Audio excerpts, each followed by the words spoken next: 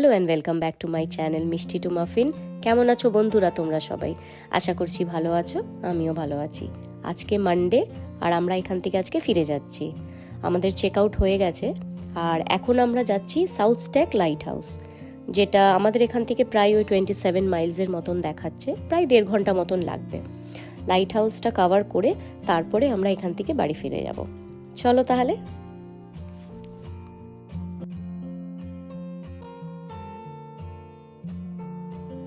পৌঁছে গেছি আমরা, কিন্তু পার্কিং আমরা নিচে পাইনি, আমাদেরকে ওপরে গিয়ে পার্ক করতে হয়েছে। আর এখান থেকে লাইট হাউসটা না অনেক নিচে, আর আজকে ভীষণ রোদের তেজ।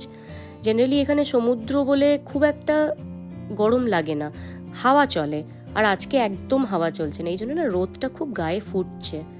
ওই দেখো লাইট হাউসটা দেখতে পাচ্ছ কতটা নিচে, প্রায় 400টা স্টেয়ার্স। তো এই আমরা আর অতটা কেউ সিঁড়ি ভেঙে নিচে যাব না, এখান থেকেই একটু খানিকক্ষণ দেখে তারপরে ফিরে যাব। আর আমাদের সাথে যারা বন্ধুরা ছিল তাদের আজকে ছেলেটার বিকেলে ক্রিকেট ম্যাচ আছে, তাই ওদেরকে একটা টাইমের মধ্যে ফিরে যেতে হবে। তা ওরা এখান থেকে আগে লাইট হাউসটা দেখে ডাইরেক্ট ফিরে যাবে, আর আমরা এখান থেকে আরেকটা জায়গা কভার করব কাছেই একদম, সেটাও একটা বিচই, ল্যান্ডুডনো বলে আছে, সেইখানে যাব। ওখানে প্রথমে কিছু লাঞ্চ করে তারপরে খানিকক্ষণ ঘুরে বাড়ি ফিরব।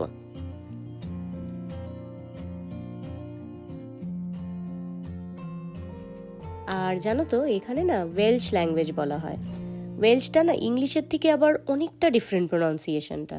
তো প্রথম যখন নতুন নতুন ছিলাম এখানে, যখন ঘুরতে আসতাম, তখন আমরা একে অপরকে মানে সাইনবোর্ডগুলো দেখে বলতাম, তুমি পড়তে পারছো, দেখি পড়ো তো। তো আমিও পড়তে পারতাম না, আবার ওকে আমি বলতাম কখনো, এই তুমি পড়ে দেখাও দেখি। তো ওরও সেই উচ্চারণ একই, কেউ ঠিক করে উচ্চারণ করতে পারতাম না। তো এই নিয়ে আমাদের খুব হাসাহাসি হতো, মানে আমাদের একটা প্রোনাউন্সিয়েশন ধরো করতে করতে হয়তো 4-5টা সাইনবোর্ড অলরেডি বেরিয়ে যেত। এরকমও হয়েছে অনেকবার। যাই হোক, এবার বড্ড খিদে পেয়ে গেছে। ফার্স্টে আমরা প্রথমে কিছু লাঞ্চ করব, তারপরে আমরা বিচের দিকটাতে যাব ঘুরতে। আর দেখো এখানে এই রেড বাসটা দেখতে পাচ্ছ, ওটা পুরো সিটির ট্যুর দেয়।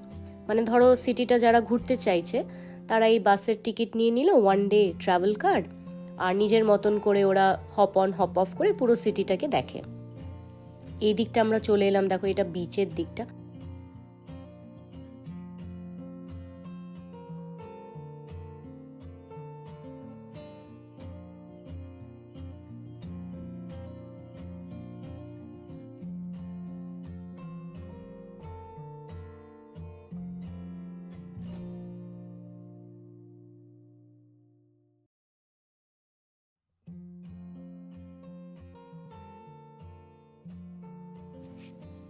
আমি যখন বিয়ের পরে প্রথমবার এই কান্ট্রিতে এসেছি তখন আমার সবই বিয়ে হয়েছে, 6 মাস হয়েছিল।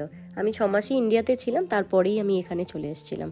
তো আমার ভীষণ মন খারাপ করতো, ও সারাদিন অফিসে থাকতো আর আমি বাড়িতে বসে বসে বোর হয়ে যেতাম। টিভিও ছিল না তখন, যা দেখার শুধু মোবাইল। তা আমি জানলার দিকে তাকিয়ে আর প্লেনগুলো যখনই যেত না, আমি তখনই দেখে ভাবতাম, ইস আমি কবে ইন্ডিয়া যাব, একদম ভালো লাগছে না এখানে, ভীষণ মিস করছি নিজের ফ্যামিলিকে। ইন্ডিয়াতে ডিফারেন্ট কান্ট্রি, লোকজন ডিফারেন্ট, সব কিছুই নতুন ছিল আমার জন্যে। তা আমরা প্রায় উইকেন্ডে কী করতাম, এদিক ওদিকও ঘুরতে বেরিয়ে যেতাম।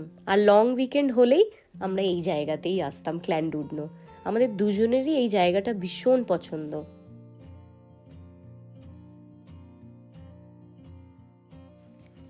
চলো তাহলে আজকের মতন এতটাই, দেখা হবে পরের আরেকটা নতুন ব্লগে।